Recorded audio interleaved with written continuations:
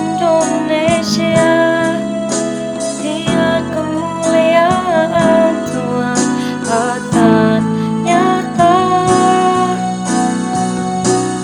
Bagi bangsa ini kami berdiri dan membawa doa kami kepadamu.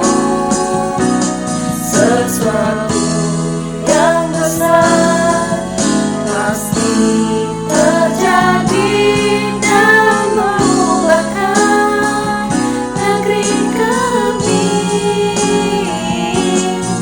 Hanya nama-Mu Tuhan ditinggikan atas seluruh bumi.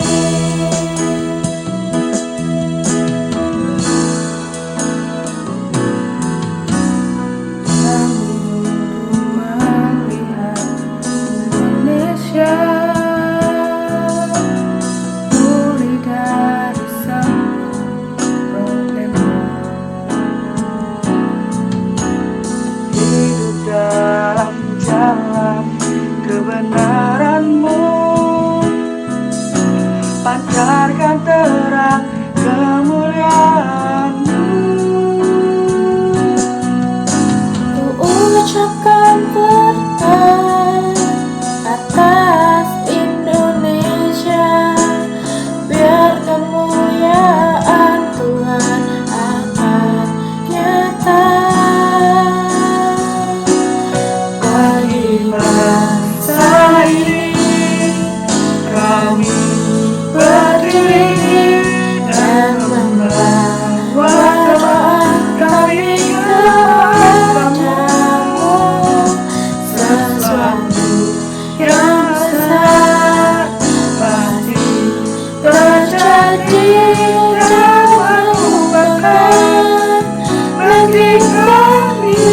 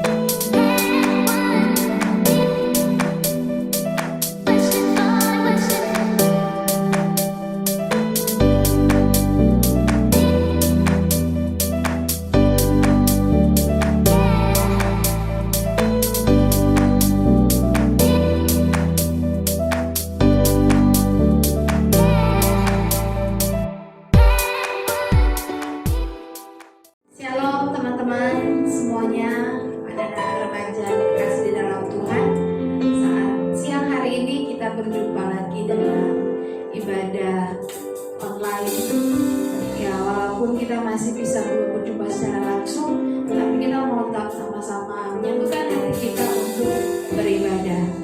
Saya mengajak kita semua untuk menikmati ibadah kita, benar-benar menyanyi buat Tuhan dan benar-benar berdoa. Dan kita sungguh-sungguh mendengarkan firman Tuhan. Kita percaya bahwa waktu Tuhan di dalam kehidupan kita adalah waktu yang terbaik, adalah waktu yang paling tepat, lebih daripada apa yang kita bisa pikirkan. Hari ini kita mau sama-sama menyanyikan sebuah pujian yang menyatakan bahwa kita percaya pada waktu Tuhan yang terbaik. Bila kau izinkan sesuatu terjadi, bila kau izinkan sesuatu terjadi, ku percaya semua untuk kebaikanku. Bila nanti telah tiba waktumu, ku percaya kuasa-Mu memulihkan hidupku. Waktu Tuhan pasti yang terbaik, walau kadang tak mudah dimengerti. Lewati cobaan, ku tetap percaya waktu Tuhan pasti yang terbaik. Bila kau izinkan, bila kau izinkan sesuatu terjadi, ku percaya semua untuk kebaikanmu. Bila nanti telah tiba waktumu, ku percaya kuasa-Mu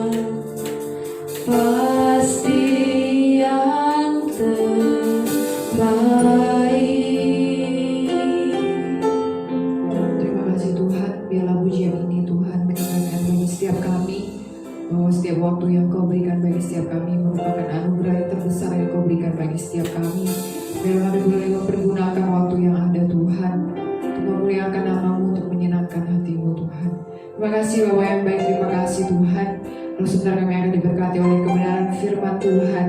Dan kami mau menyiapkan tanah hati kami yang terbaik Tuhan, untuk kami boleh dilaburi benih kebenaran firman-Mu. Bila firman-Mu Tuhan boleh menjadi kekuatan bagi setiap kami. Kami memakai hamba-Mu Tuhan, berkati mulut lidah bibir hamba-Mu yang menyampaikan kebenaran firman Tuhan. Biar setiap perkataan firman yang keluar berasal dari Engkau Tuhan. Terima kasih Bapak, terima kasih kami siap mendengarkan firman Tuhan. Berdoa dalam nama Tuhan Yesus Kristus, sambut kebenaran firman Tuhan. Haleluya, amin. Shalom, apa kabar teman-teman? Gimana kabarnya pada siang hari ini?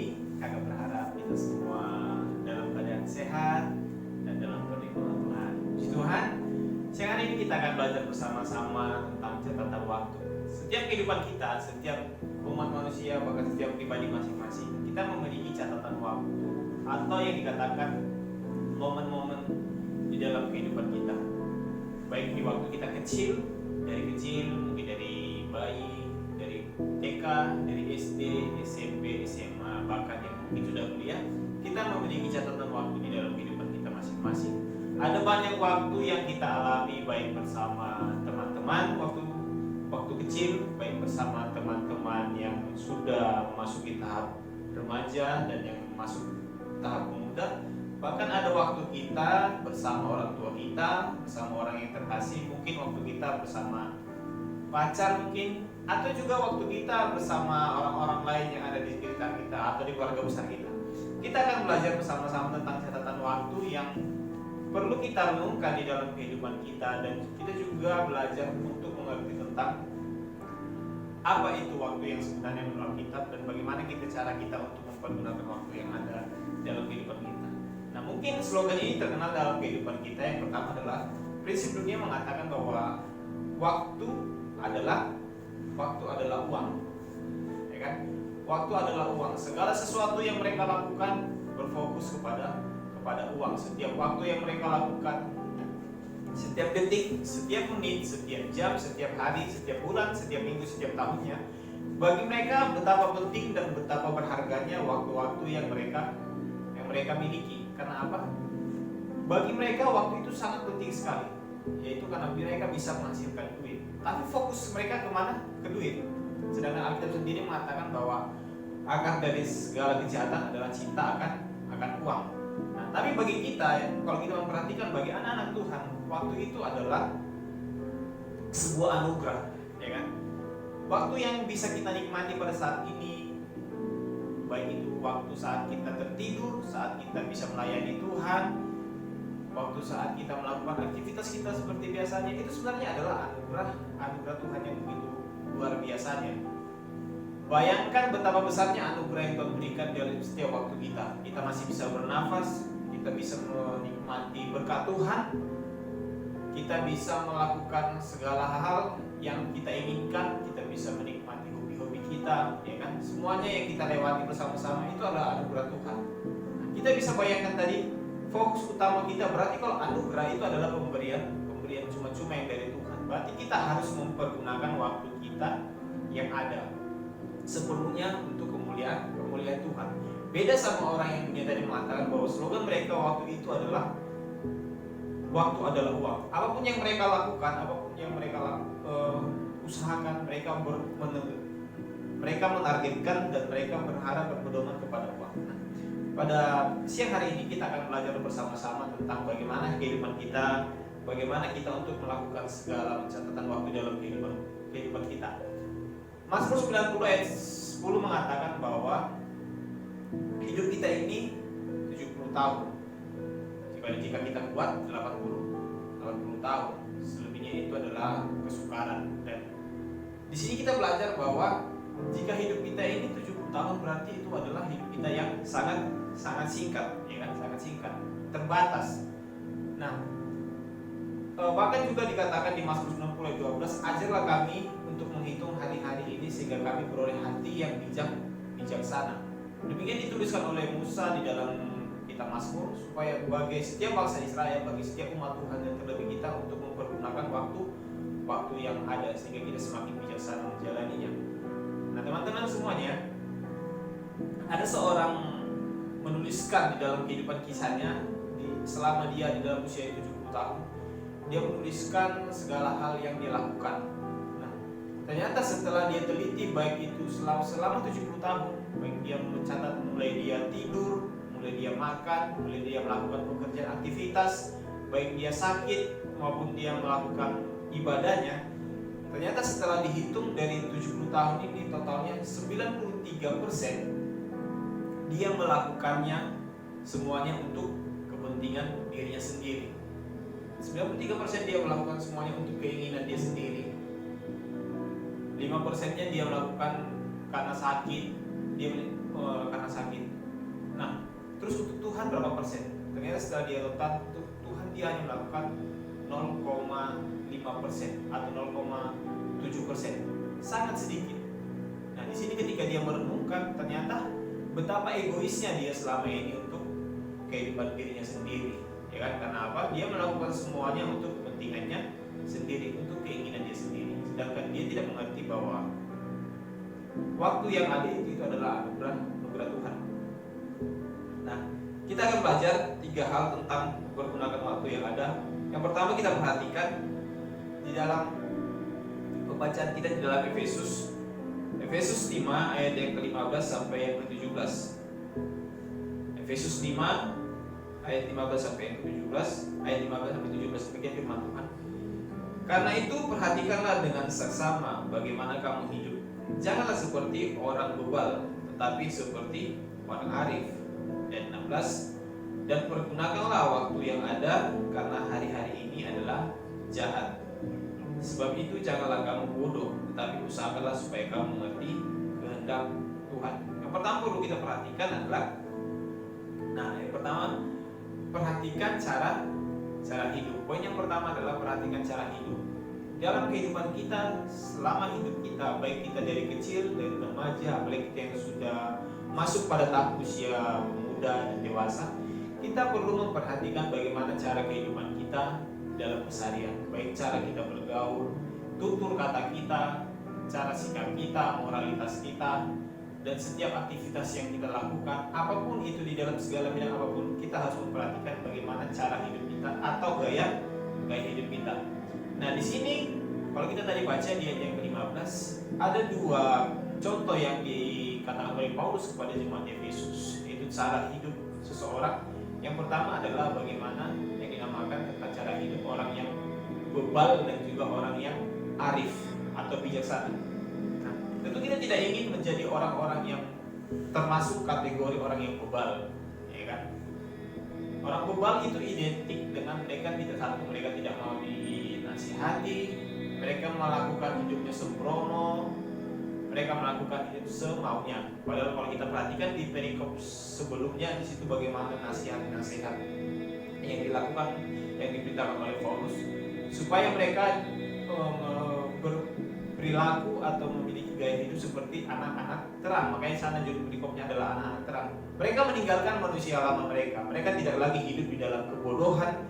Mereka tidak lagi hidup di dalam kesembronoan mereka yang sudah mereka alami. Mereka justru diperingatkan oleh Paulus supaya mereka hidup baru, hidup yang sesuai dengan sepadan dengan Kristus. Tapi ada beberapa orang yang di antara mereka ternyata mereka hidup di dalam ketegarhatian mereka, hidup di dalam kebebalan hati mereka. Nah, poin yang pertama, poin yang pertama kita perhatikan adalah bagaimana kita memperhatikan cara hidup kita. Ya, pada saat ini apakah kita sudah masuk dalam kategori golongan orang yang bebal atau masuk dalam kategori orang yang bijaksana? Yang pastinya orang yang bijaksana itu hidupnya selalu taat, dengar-dengaran. Yang pastinya dia nasihat itu, kata Amsal, nasihat itu adalah sebuah harta yang berharga bagi orang yang bijaksana, ya kan? Sebuah harta yang sangat indah. Tapi nasihat itu adalah sebuah hal kebodohan bagi orang bebal. Dia tidak mencintai nasihat. Dia malah berprinsip, wah aku ini yang paling benar, walaupun kenyataannya dia salah. Nah, pada siang hari ini mari kita merenungkan bersama-sama. Mari kita memperhatikan cara hidup kita. Apakah kita termasuk golongan orang yang bebal atau orang yang bijaksana? Yang kedua kita perhatikan adalah, mempergunakan waktu yang ada. Ini penting dalam kehidupan kita, bagaimana kita mempergunakan waktu yang ada. Di ayat 16 tadi dikatakan, dan pergunakanlah waktu yang ada, karena apa? Hari-hari ini adalah jahat. Nah, ada dua istilah yang perlu kita perhatikan kata waktu. Yang pertama adalah kronos. Nah, kronos ini berbicara tentang, makanya kronos ini kronologi, dasar katanya adalah kronos. Nah, kronos ini berbicara tentang soal waktu yang terus berjalan dari detik ke detik dan dari hari ke hari, ya kan? Dari detik ke detik, dari hari ke hari berlangsungan. Nah, sedangkan kairos adalah waktu yang berkaitan dengan sebuah momentum atau kesempatan.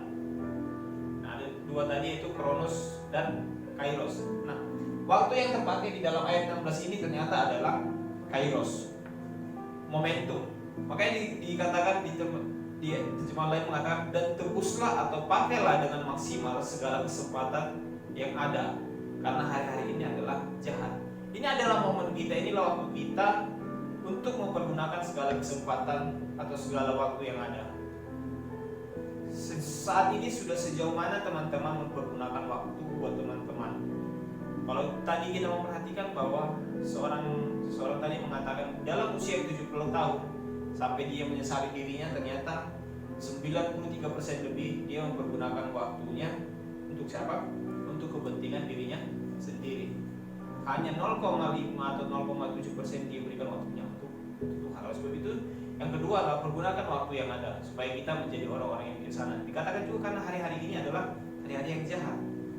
Nah, bagaimana teman-teman mempergunakan waktu yang ada? Sudah sejauh mana teman-teman mempergunakan waktu yang ada pada siang hari ini? Itu sangat penting. Contoh, kita saat ini adalah sebagai seorang pelajar, ya kan? Kita seorang pelajar. Nah, sudah sejauh mana teman-teman menjadi seorang pelajar, menjadi anak-anak atau murid-murid di sekolah, mempergunakan waktu yang ada untuk belajar, untuk melatih skill, untuk melatih kemampuan, untuk melatih keterampilan teman-teman, sehingga teman-teman di kemudian hari menjadi orang-orang yang berhasil. Kakak sering menekankan bahwa jangan menyesali kehidupan di kemudian hari hanya karena kita salah memakai waktu kita dari semula, ya kan? Kita sibuk menghabiskan waktu kita mungkin pada saat ini untuk bermain game. Kita sibuk mungkin mempergunakan waktu kita saat ini untuk happy, untuk senang-senang baik bersama teman-teman. Kita sibuk menghabiskan waktu kita pada saat ini untuk memuaskan hati kita. Tapi kita lupa untuk memikirkan masa depan kita. Nah, pada siang hari ini kita belajar untuk mempergunakan waktu kita yang ada. Kita mempergunakan momen-momen setiap waktu kita yang ada untuk apa? Untuk kemuliaan Tuhan. Ya kan? Saya senang bahwa ada remaja kita yang setia melayani Tuhan, yang selalu memberikan waktunya kepada Tuhan. Ini yang Tuhan inginkan, bahwa seperti yang dikatakan tadi bahwa waktu itu adalah anugerah. Mari kita pergunakan kesempatan yang ada, mari kita gunakan waktu yang ada supaya kita menjadi anak-anak yang hebat, yang luar biasa, dan kita menjadi orang-orang yang berhasil di kemudian hari. Yang ketiga adalah, nah ini, yang terakhir adalah mari kita mengerti kehendak Tuhan. Di ayat 17 dikatakan, sebab itu janganlah kamu bodoh, tapi usahakanlah supaya kamu mengerti kehendak Tuhan. Kita sangat penting untuk mengerti kehendak Tuhan. Apa itu? Kita harus menyadari dalam diri kita bahwa kita ini sudah ditebus oleh Tuhan. Ini sangat penting bagi kita sadari, supaya kita semakin mengerti kehendak Tuhan. Apa sih kehendak Tuhan di dalam kehidupan kita? Apa sih rencana Tuhan di dalam kehidupan kita? Masing-masing kehidupan kita punya rencana, ya kan? Tuhan punya rencana bagi kita semua. Tidak ada satu manusia pun yang tidak direncanakan Tuhan dalam kehidupannya. Kita belajar dari tokoh-tokoh Alkitab. Yusuf, Tuhan punya rencana yang indah dalam kehidupannya. Daniel dan lain sebagainya. Mereka punya orang-orang yang memiliki rencana-rencana hebat dalam kehidupannya, dan mereka merenungkannya, dan mereka hidup di dalam kebenaran firman Tuhan. Hingga perhatikan bagaimana kehidupan mereka. Mereka orang-orang yang berhasil, mereka orang-orang yang hebat, baik dari segala aspek posisi kehidupan mereka, bahkan iman percaya mereka kepada Tuhan. Nah, di sini poin penting bagi kita adalah mari kita sama-sama mengerti kehendak Tuhan dalam kehidupan kita. Kita orang yang sudah ditebus Tuhan, kita harusnya menyadari bahwa Tuhan itu menghendaki hidup kita ini seturut dengan kebenaran firman Tuhan. Tuhan menginginkan kita ini, menghendaki hidup kita ini berjalan pada koridor kebenaran firman Tuhan. Tuhan. Jangan hanya sampai karena kesalahan kita, keteledoran kita menyimpang daripada kehendak dan rencana Tuhan. Misalnya ini, sebenarnya dari awal itu Tuhan merencanakan kepada kita untuk menjadi seorang yang hebat. Contoh misalnya menjadi seorang wali kota atau menjadi seorang gubernur. Itu rencana Tuhan dalam kehidupan kita. Tapi karena kesalahan kita, karena kesembronoan kita, karena kehidupan kita tidak benar, karena kita menyimpang dari rencana Tuhan, apa yang terjadi dalam kehidupan kita? Kita tidak menjadi orang apa-apa, kita tidak menjadi berhasil. Bagaimana dengan kehidupan Yusuf? Tuhan merencanakan Yusuf sebelumnya, bahkan sampai masuk dalam saudara-saudara lainnya, dan di dalam mimpi Yusuf dikatakan di sana bahwa dia akan menjadi orang yang hebat. Ternyata benar, dia menjadi seorang pemimpin, sang penguasa di bangsa Mesir, yang notabene bukan dari bangsa kelahirannya sendiri.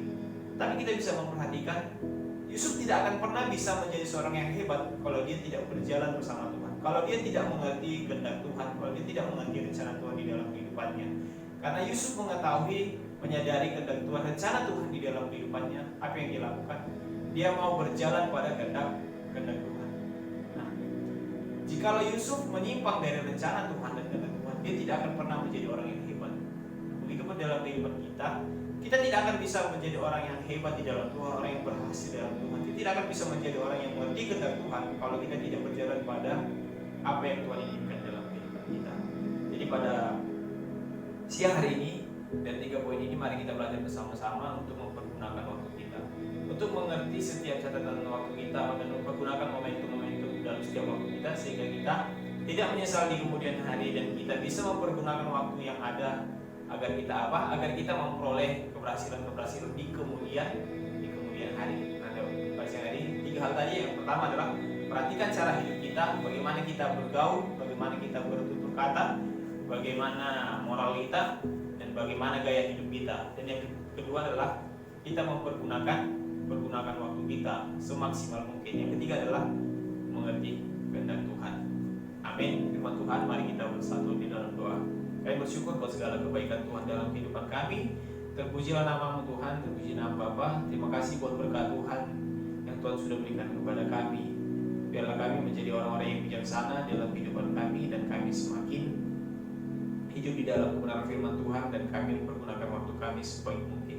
Dan kami bersyukur buat anugerah yang Kau berikan kepada kami. Terpuji nama Tuhan, berkati kami, lindungi kami, terlebih di masa-masa pandemi ini. Biarlah kami aman di dalam perlindungan Tuhan, dan kami sehat-sehat senantiasa dalam penyertaan. Terima kasih Tuhan Yesus, terima kasih, berkati kami, berkati masa depan kami, berkati orang tua kami, dan berkati kehidupan kami. Dalam nama Tuhan Yesus, haleluya, amin.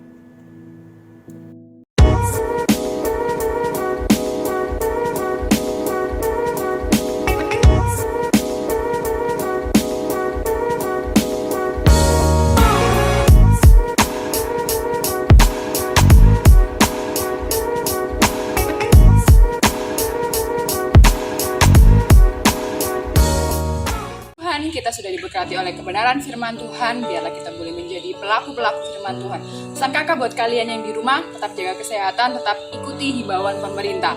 Dan jangan lupa nanti malam akan ada kuis di Genji Group. Tetap nantikan, see you and God bless you.